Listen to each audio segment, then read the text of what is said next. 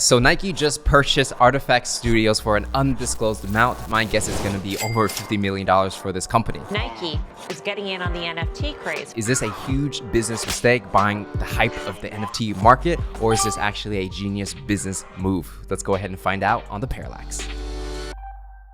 So if you're new to this channel, let's go ahead and talk about Artifact Studios, which I covered in one of my previous videos you can find somewhere over here. Now, Artifact Studios, they make digital goods, digital sneakers, digital clothes, and they also have a picture profile avatar project, basically just 3D avatars that you can use in the metaverse. Artifact Studios is one of the hottest NFT projects in the game right now. So the big question that everybody has about this is, why would Nike spend so much money and so much resources buying this company, and what does it actually mean for the future of Nike as a company? So the reason why Nike would buy a company like this, first one is they're buying a team. You know, in the NFT space, there's a lot of people cash grabbing. They just spend a month together to put a project together, they sell it out, make a couple $1 million, and then they'll disappear. All the NFTs that they sold will go to zero. Now, Artifact Studios is a team that is here for the long term, and we've seen this by who's investing in it and the quality of production when it comes to the actual things that they are selling, whether it's the sneakers, the clothes, and the avatar project itself. By buying this company, instead of Nike having to hire their own team of developers, which costs a lot of money, and figuring out this whole NFT space by themselves, which is very difficult for a more traditional type of company like Nike, well, why not just work with someone who's already a leading industry expert in this space and kind of leverage what they have already built and just combine it with the resources and brand that is Nike. So in a way, Nike is planting their flag and they're saying, hey, we're serious about Web3, we're serious about the metaverse, and we want to take the chance to innovate in this space, and we want to work with the absolute best. And so that's why it's so valuable for Nike to purchase a company like Artifact versus doing it themselves, because if they try to do it themselves, it's still going to cost tens of millions of dollars to pull something off similar to what they just bought, and they don't even know if it's going to be successful or not, right? So by buying a company that is already successful and has already did all the groundwork, well, it's kind of a win-win situation on both sides. And for Artifact Studios, why would they want to work with Nike in this capacity versus continuing to do it themselves? Because they've done tens of millions of dollars in revenue just from selling their NFTs. And the reason is that Nike is a huge brand that they can work with and leverage off of, and Nike is like popular around the world, and that's a lot of distribution. Number two, Nike has a ton of resources. So whatever things they want to do, whatever they want to create, whoever they want to hire, it's going to be so much more easier because it's almost like they have unlimited resources to be possibly one of the leading brands in the NFT space for years to come. And if you look at the trend of what's going on right now, right, a lot of people are like, oh, Web3 is a fad, it's this and that, but actually a lot of companies are looking into it. So first one we're going to talk about is like Atom Bomb Squad, right, which is by the hundreds. They dropped an NFT project and they're entering the metaverse as a fashion brand. Even high-end brands like Givenchy and other brands are entering the NFT space and dropping their NFTs. So, you know, in the future, most likely all these brands are going to be dropping NFTs, and Nike has a head start because now they have purchased one of the biggest companies in the space that's done so much groundwork, and now they can leverage off of that and just build something amazing. Now, one of the biggest challenges in general that corporations will have, like let's say a Givenchy, a Chanel, a Nike, Adidas, as they enter the NFT space, is doing it authentically. Because there are a lot of brands out there that they jump into the NFT space, they think that they can just buy like a crypto punk, they're like, oh, we're all gonna make it, and they use all of these lingo that it's native to crypto, but it just feels so cringe and fake when they use it, right? The problem with that is that people who are like the OGs of crypto, or people who are really in tune with the culture, are just like, ooh, that's kind of gross, like a big company is just coming in because they want to make money. Artifact has so much support from the crypto community, and you see this when they drop their NFT project. So many influencers, so many large organizations who control, kind of make the market, are switching their profile picture on Twitter to Artifact Studios Clone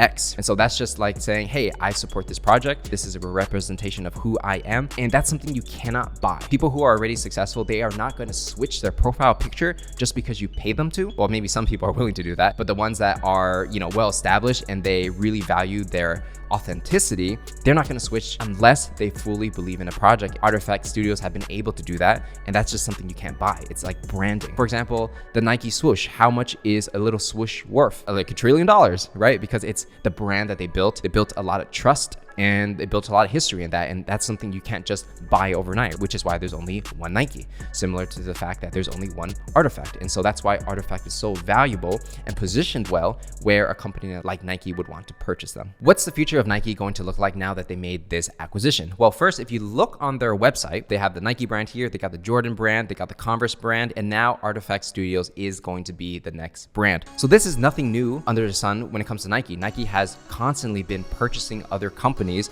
and building out those brands under their umbrella. And now they're saying, okay, the metaverse is the next phase. People are going to be kind of living digitally, meaning in the future there's going to be augmented reality, AR, VR, and that might be sometime in the future before we all are part of that, but it's coming. What kind of products is Nike going to make? Well, Nike is already one of the best at marketing. They're really good at taking a commodity like shoes and turning it into something special that people will pay a lot of money for. In a similar way, in gaming, for example, people buy skins. They'll spend a lot of money on skins to flex on their friends and be like, yo, this is cool, right? And with Artifact Studios with them, they can make clothes for the metaverse, whether that's limited edition sneakers, which they have a lot of experience in, whether it's clothing, right, that you wear and you play in a game, or you just want to flex on your friends, or maybe they want to integrate with other larger games and integrate their like design and DNA into other games, right? I think in the future, you're going to see a lot of brands like Nike, Adidas, and many more enter the NFT space, creating assets that you can use in the game, flex on your friends, and you can buy and sell these things freely. They're not just trapped in one game, in one ecosystem, that you can buy a pair of Artifact sneakers made by Nike digitally,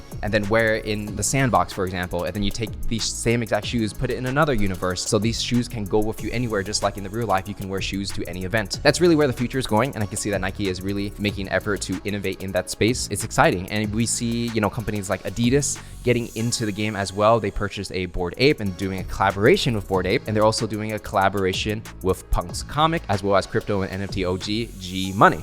And so Adidas is also taking interesting steps in that instead of buying a company outright, they're partnering with these already blue chip per se type of NFT projects and collaborating with them, right? Which Adidas itself has been known to collaborate with a lot of people like Kanye West, Run DMC, Pusha T, and like the list goes on and on. So for the skeptics out there, you might be thinking, why would somebody pay thousands of dollars for digital assets? It's kind of crazy if you think about it, because anybody could just copy and paste the JPEG and now you own it, right? But the way that NFTs work is that it's connected to a cryptocurrency. So yes, you can copy and paste the image, but everybody will know it's a fake. And if it's a fake, there's no value in that. And so the revolution here is that digital assets, things that exist online, you can't touch it physically, can become scarce. And the more scarce something is and the more demand there is for that product, well, the value will increase. Really easy comparison is skins in video games, right? Like if you're playing a game like Fortnite, Dota 2, League of Legends, there are skins that people pay real money for to buy. And some skins are legendary and extremely rare, and people are willing to pay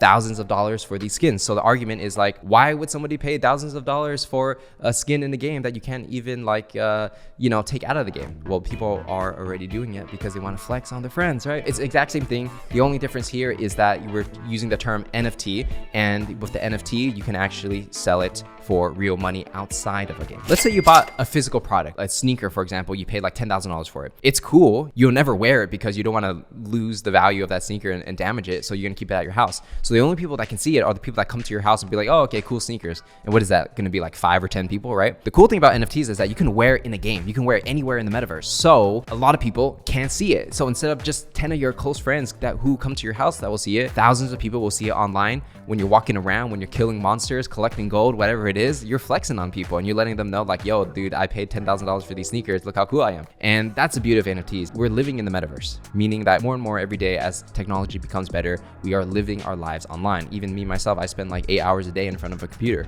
I live in a computer basically. And now it's just getting better and better. And that's not a bad thing. I think it's just the next step in living a better life in a sense. With that said, that's everything we got to cover when it comes to Nike's acquisition of Artifact. And so that's it for this video. I'll see you in the next one.